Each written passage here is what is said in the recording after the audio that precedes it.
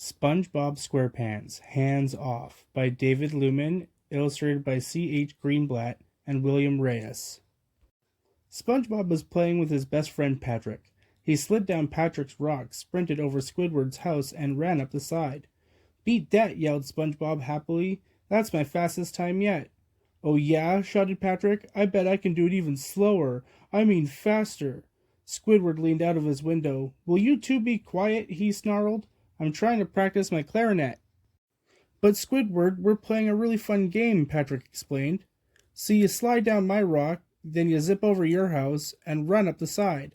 "I know what you're doing," said Squidward interruptingly. "Just stop it. You're being too loud."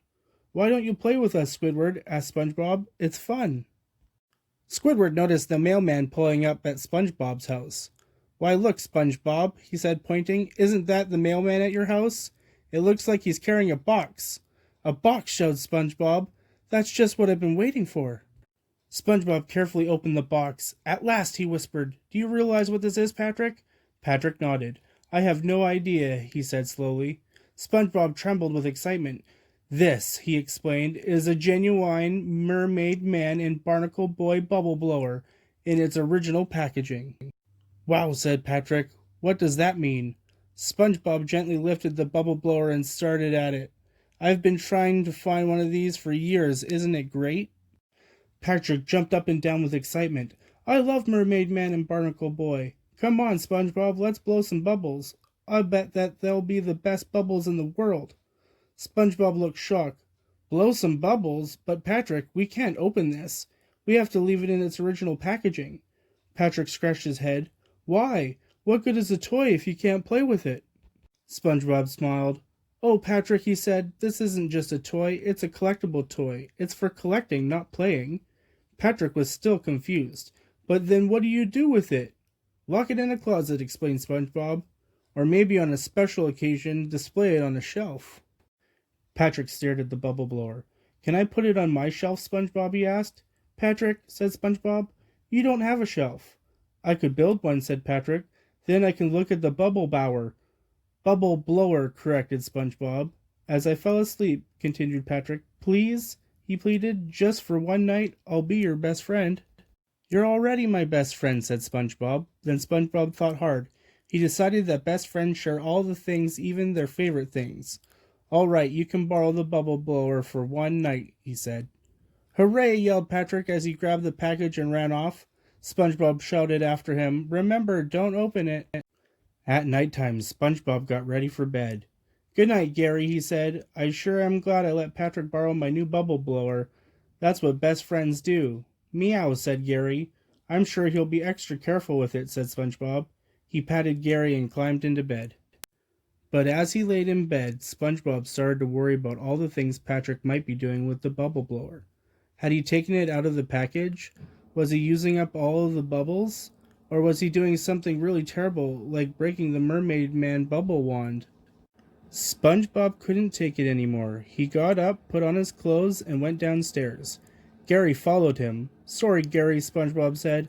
"I'm not taking you for a walk. I'm just going to sneak over to Patrick's house and make sure everything's okay with my new bubble blower." Gary frowned. "And don't give me that look," said SpongeBob. SpongeBob crept past Squidward's house. As he tiptoed up Patrick's rock, he thought about his precious bubble blower. "Please be in the box, please be in the box, please be in the box," he thought aloud. SpongeBob entered Patrick's house as quietly as he could. Patrick was asleep and snoring loudly. SpongeBob spotted the bubble blower on Patrick's new shelf. It was fine. Patrick hadn't broken it. He hadn't even opened it. "I should have trusted him," said SpongeBob. "See you in the morning, pal," whispered SpongeBob very quietly. But as he turned to go, he tripped over a shell and fell with a loud crash. Patrick sat up in bed, wide awake. "SpongeBob," he yelled, "what are you doing here?" "I'm sorry, Patrick," said SpongeBob embarrassingly. I guess I was just a teensy bit worried about my Mermaid Man and Barnacle Boy bubble blower." Patrick quickly put on his shorts. He was shocked. "You mean you didn't trust me? Your best friend? That's terrible. I can't believe it." Patrick was so upset that he started waving his arms and jumping up and down. He started knocking things over, sending things crashing to the ground. My own best friend not trusting me, he yelled. I would never ever break anything of yours. What do you think I am, careless? Patrick, please, cried SpongeBob. You're breaking all of your stuff. Patrick stopped and looked around at all the things he had broken. Gee, SpongeBob, I guess I am a little bit careless, he said. You were right to be worried. You'd better take your bubble blower home before I break it. Patrick walked over towards the bubble blower, tripped, and almost knocked it off the shelf. You pick it up, he cried. I shouldn't even touch it. I'm just a big, clumsy oaf. SpongeBob picked up the bubble blower and started to walk out of the house. But then he stopped and turned around. Come on, Patrick, he yelled. Follow me. Patrick quickly followed. Outside, SpongeBob began to take the packaging off of the bubble blower. SpongeBob, yelled Patrick, what are you doing? What good is a bubble blower if you can't blow bubbles with it? Asked SpongeBob. Want to play with it? I sure do, said Patrick. SpongeBob dipped the wand into the bubble liquid and handed it to Patrick. Here, Patrick, he said, you can blow the first bubble. Wow, said Patrick as his eyes widened. The first bubble? I mean, bubble? Patrick blew a big bubble and then SpongeBob blew one, and they continued to blow bubbles into the wee hours of the morning. Squidward didn't get much sleep that night. The end.